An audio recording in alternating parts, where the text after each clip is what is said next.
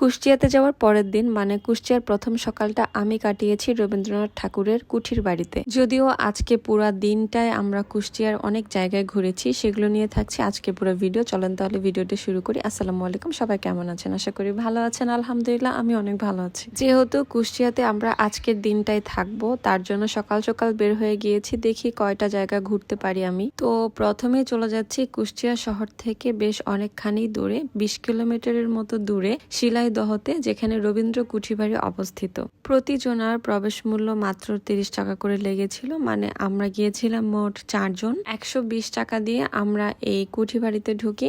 অনেক শুনেছি রবীন্দ্র কুঠিবাড়ি কুষ্টিয়াতে অবস্থিত, বাট কুষ্টিয়া শহর থেকে যে এত দূরে সেটা আমি জানতাম না। বাট আমার এখানে একটা বান্ধবী থাকাতে খুব ভালো হয়েছে, যদিও আমি এই একদিনই তাদেরকে এত বেশি জ্বালাবো। এরপর কুষ্টিয়াতে কবে আসবো, ভাগ্যে কবে লেখা আছে কিছুই জানি না, তার জন্য ভালো মতো করে কুষ্টিয়া শহরটা ঘুরে নিচ্ছিলাম। রবীন্দ্র কুঠিবাড়িতে ঢুকতেই দেখি 4টা নারিকেলের গাছ এত সুন্দর করে দাঁড়িয়ে আছে, মনে হচ্ছে রবীন্দ্রনাথ ঠাকুর মনে হয় পরিকল্পনা করে তার ঘরের চারপাশে এত সুন্দর করে নারিকেলের গাছগুলো লাগিয়েছিল। ভিতরে ঢুকতেই দেখি রবীন্দ্রনাথ ঠাকুরের চার দেয়ালে অনেক অনেক ছবি লাগানো ছিল। সেই আমলের কিছু মেশিনারিজ ছিল, আমি বুঝতে পারছিলাম না এগুলো দিয়ে কি করা হয়। প্রত্যেকটা কক্ষের বাইরেই সেই আমলের কাঠের দরজা ব্যবহার করা আছে। আমি জানি না এটা নতুন করে সংস্কার করা হয়েছে কিনা, কিন্তু আমার মনে হয়েছে রবীন্দ্রনাথ ঠাকুরের কিছু ব্যবহার করা জিনিসপত্র এবং কিছু আসবাবপত্র আছে। আর উনার বাড়িটা ঠিক আগের মতোই রয়ে গিয়েছে, হয়তোবা রং টং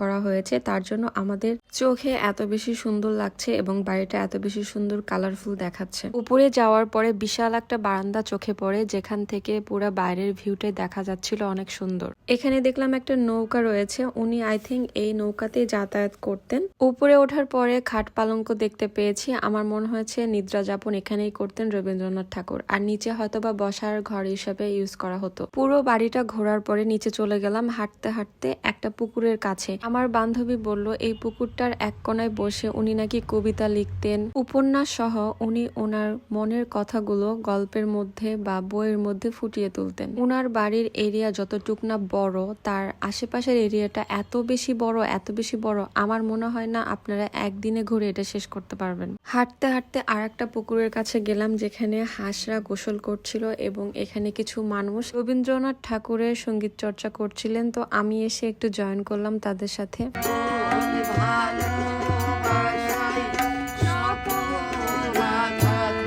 ওনারা আসলে এখানে সবসময় গান গান। এখানে যে মানুষগুলো ঘুরতে ঘুরতে আসেন তাদেরকে রবীন্দ্রসঙ্গীত শুনিয়ে দেন, যদি ভালো লাগে বকশিস দিবেন, আর না হলে না দিলেও চলবে। এরপরে আমি চলে গেলাম বাইরে যেয়ে দেখলাম এতগুলো কালারফুল হাওয়াই মিঠাই। কোথাও ঘুরতে গেলে আমার মনে হয় সেখানকার সব খাবারগুলোই আমি ট্রাই করি, সেটা মিষ্টি হোক আর যাই হোক। আসলে আমি মিষ্টি খাবার এত বেশি পছন্দ করি না, ঠান্ডা খাবারও এত বেশি পছন্দ করি না, কিন্তু কোথাও গেলে মন থাকে ফুরফুরা, তাই মনে হয় সব খাই। কুষ্টিয়ার মালাই কুলফি অনেক বেশি বিখ্যাত শুনেছিলাম, বাট আজকে খাওয়ার পরে মনে হচ্ছিল যে অমৃত, সত্যি অনেক মজার ছিল। এখানে 2টা মামা ছিল, 2টা মামার কাছ থেকে 2 রকমের কুলফি আমি নিয়েছি। মানে এক একজনের টেস্ট এক এক রকমের, অনেক রকমেরই কুলফি পাওয়া যায়, আপনারা ডিফারেন্ট টেস্টটা ট্রাই করতে পারেন। আমার কাছে তো বেশ ভালো লেগেছে দুটাই। যাওয়ার পথে রাজকীয় বাড়ি চোখে পড়লো, আপনারা যদি জেনে থাকেন এই বাড়িটা কার তাহলে জানাবেন। এরপর চলে গেলাম ইউটিউব ভিলেজে, যার নাম আমি অনেক বেশি শুনেছি এবং ইউটিউবেও দেখেছি। এখানে রান্না হচ্ছিল ইউটিউব চ্যানেলের একটা রান্না, যেটা গ্র্যান্ডপা রেসিপি নামে পরিচিত।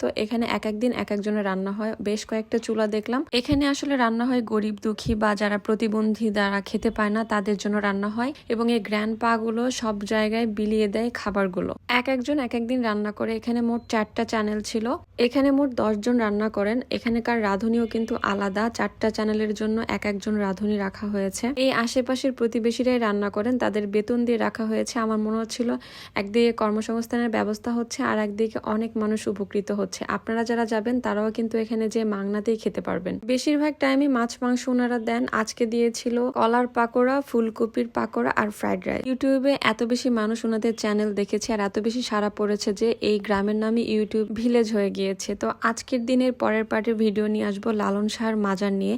সেই পর্যন্ত সবাই ভালো থাকবেন, সুস্থ থাকবেন। আল্লাহ হাফিজ।